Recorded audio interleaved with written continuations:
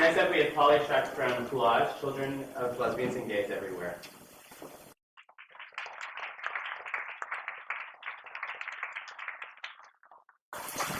Hi, my name is Polly. I'm with Collage, Children of Lesbians and Gays Everywhere. I'm going to just keep this really brief and short. I'm here to just remind you guys and the people out there that this is really about fairness and equality. That's what this comes down to.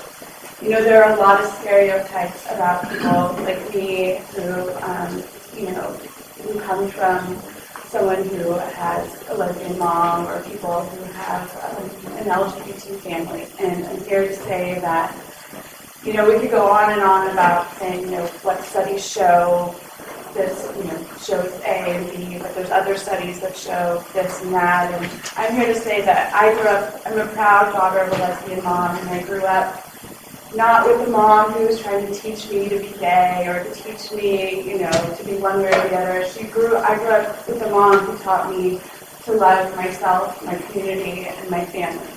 And when I hear people out there saying that, telling me that my family is not legit because I come from a mom who's lesbian, it breaks my heart. And there's a lot of that going on right now. I just worked with a young collager who has two gay dads, and a couple weeks ago she was beat up on the playground because now our politics are coming out in our school's playground. And it's awful. And love doesn't discriminate. And I want to remind everyone about that, and our law shouldn't discriminate either. So please remember on November 4th to remind yourselves and everyone else to get out there and vote. Thank you.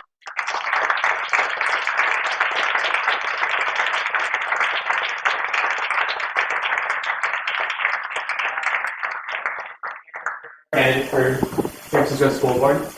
Hello, my name is Sandra Lee Bueller, and I'm proud to be here today to say no on 8 with all the API community. I am a parent of 3 children, and I believe parents can choose what is best for their children and not the government. Also, I want to dispel any rumors or lies that you've heard about the Yes on 8 campaign, Yes on 8 campaign that says this will affect our schools. It has nothing to do with schools whatsoever. It has everything to do with human rights and everything to do with equality and everything to do with what is right, doing the right thing for everybody in this state. So regardless how you may feel about the issue, I know that we as a community and we as a state of California do not believe in discrimination. We want equality for all, and we believe that everyone is entitled to human rights. And this is completely a human rights issue. So as a mother of 3 children and a gay son and a PTA president for 12 terms, I am urging everyone to vote no on 8. Thank you.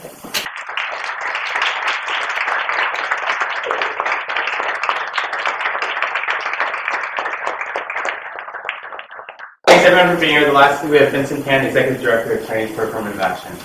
Let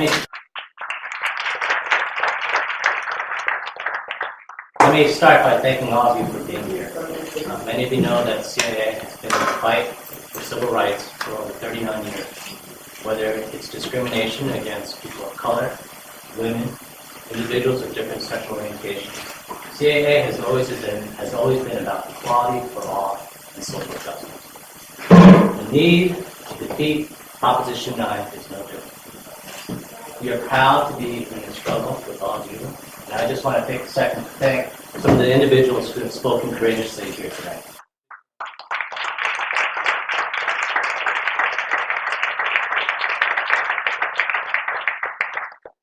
It's unfortunate that we're going to see some people who don't understand that Proposition 8 was really about taking away people's rights this afternoon. And when we see them, we need to remember that history is on our side. The values of freedom and fairness are on our side, and that we are not alone. That, in fact, the people who understand that equality means equality for all are growing. and it's growing within the Asian Pacific Islander community as well. Now, this event is happening at CAA, but there are many groups that have come together to make this happen. Our Project API Equality, the API Queer Women and Transgender Community, the Asian Pacific Alliance, the Presbyterian Church in Chinatown, the Unitarian Universalist Church, the Wesley United Methodist Church in San Jose, the University of San Francisco Asian American Studies, the Network for Religion and Justice for API LGBT people, and UCSF No One Leave. Now, a special plea to the reporters here. I know that many of you have listened to both sides of this argument. I know that your editors may feel differently than you do. What we're asking for is some fairness in the coverage. We're asking you to listen to the arguments and go back and look at Proposition 8. It's important to understand that there are going to be a lot of lies told to them. It's important to not spread misinformation to the community.